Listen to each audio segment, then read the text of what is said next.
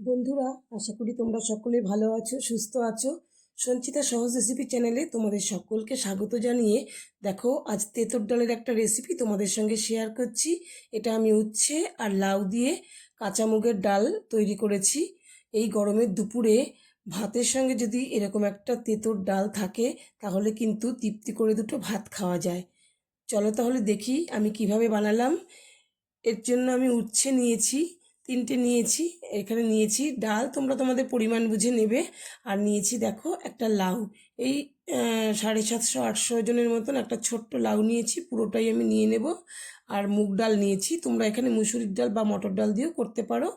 আর তারপরে আমি এগুলোকে কেটে নিয়েছি গোল গোল করে, দেখো উচ্ছেটা আর লাউটাকেও আমি একটু ডুমো ডুমো করে একটু বড় বড় করে কেটে নিয়েছি, যেহেতু আমি প্রেশার কুকারে সেদ্ধ করব আর কি, ডালের সঙ্গেই একদম সেদ্ধ বসিয়ে দেব।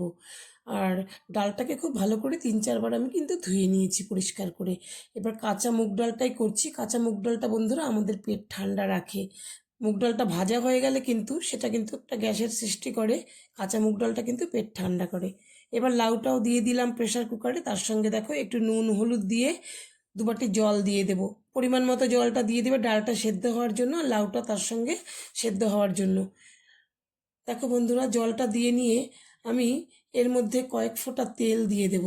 কারণ তেলটা দিলে পরে কী হবে, প্রেশার কুকারে যখন স্টিম পড়বে সেই সময় ওই ডালটা প্রেশার কুকারে ঢাকনার উপর দিয়ে উঠে যাবে না।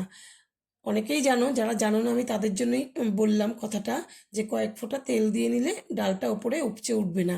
এবার প্রেশার কুকারটাকে দেখো আমি গ্যাসের উনুনে বসিয়ে দিলাম। 2টো স্টিম দিয়ে নেবো বন্ধুরা, তাহলেই হয়ে যাবে, কারণ মুগ ডালটাও নরম আর লাউও আমাদের নরমই। এটা স্টিমটা হয়ে গেলে আমি নামিয়ে রেখে তারপরে কড়াইটা বসিয়ে দিয়েছি গ্যাসে। এবার উচ্ছেটাকে আমি ভেজে নেব, গোল গোল করে কেটে রাখা উচ্ছেগুলোকে আমি একটু নরম করে ভেজে নেব। আমি একেবারে কিন্তু কড়া করে ভাজবো না, যেহেতু এটা আমি ডালের মধ্যে দেব। তো আমি একটু নুন আর হলুদ দিয়ে এবার এটাকে নাড়াচাড়া করে নেড়েচেড়ে আমি একটু কমিয়ে রাখবো, তাতে উচ্ছেটা মানে নরমও হবে, আবার একটু ভাজা ভাজাও হবে। একটু লালচে লালচে করে ভাজা হলেই আমি নামিয়ে নেব।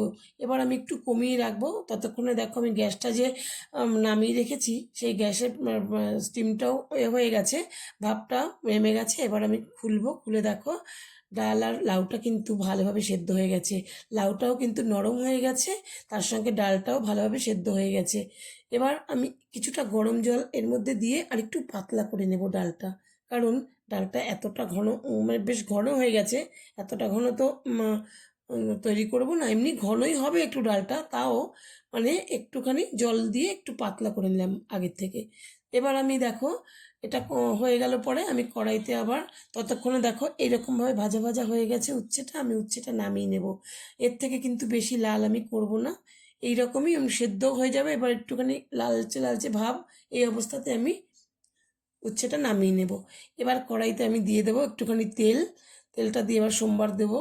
বন্ধুরা, তোমরা যারা যারা দেখতে শুরু করেছো তারা কিন্তু একটা লাইক দিও, আর তারপরে ছোট্ট করে একটা কমেন্ট করে তোমরা জানিও যে কেমন লাগলো তোমাদের ভিডিওটা। আর নতুন বন্ধুরা তোমরা যদি দেখা শুরু করো তাহলে কিন্তু সাবস্ক্রাইব করে পাশে থেকো। একটা শুকনো লঙ্কা ফোড়ন দিয়ে দেখো আমি দিলাম রাঁধুনি।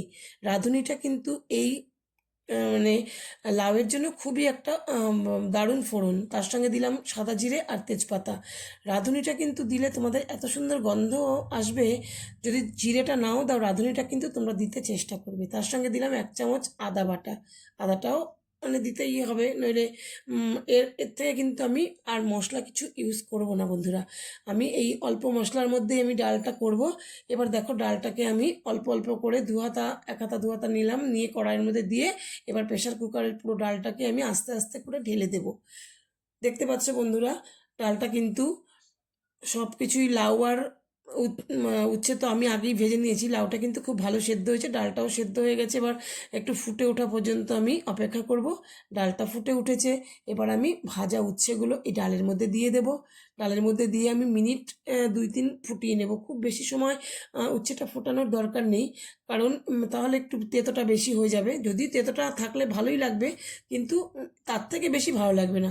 এবার আমি এই ডালের মধ্যে দিয়ে দেবো 1 চামচ মতন চিনি, কারণ একটুখানি মিষ্টি মিষ্টি তেঁতুর ডালে না হলে ভালো লাগবে না।